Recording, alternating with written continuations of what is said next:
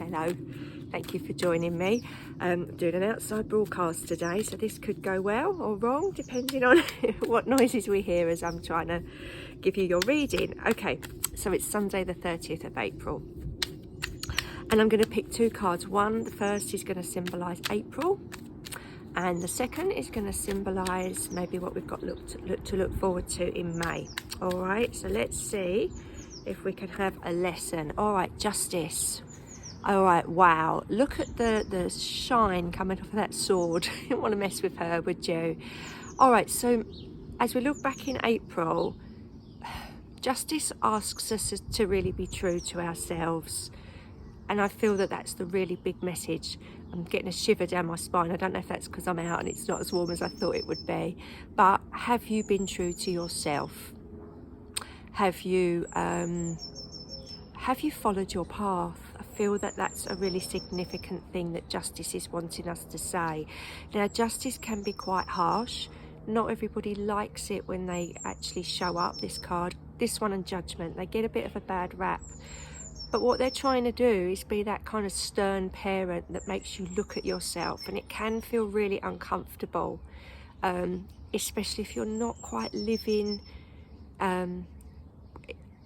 with your values. Maybe if you're having to bend your values a bit to do a particular job or to be around certain people, you have to hide your opinions, maybe. It's that kind of thing. And I feel like that sword of hers has opened up, opened something up, like a kind of can of worms. Now, don't forget the eclipse season kind of catapults us to somewhere else, you know, puts us where we need to be. That can be quite uncomfortable too. And it can also give us some truths that actually that's really good, because where I was before wasn't serving me. So I really do feel that this major card is coming in. The number 11 I feel is significant as well, because I feel like eclipses are very much when we need to grow up, and the 11 is like the start of the second cycle in the Fool's journey. So it's the start of something new, and it's the start of something new where you really have got to be true to yourself. All right, so I feel that Justice has come in to sort of sum up what's happened so far in April. And don't forget, even though we're moving to another month, we have got this eclipse portal that is going to peak again, sort of not close, but the full moon on the 5th is going to be the kind of pair into the solar eclipse we had a couple of weeks ago. So we're kind of moving through that. So that Justice card possibly will stay as a theme for the next week or so. But let's see on a wider picture what the rest of May has got. All right, let's see. Oh, how lovely. Well, we've got two major cards, and I think that's really significant because we've got two major months. Sorry. We've got two major months. These are really big energies, April and May. Probably the two of the biggest months, energy, universe-wise, that we're going to have. But that's where we're headed.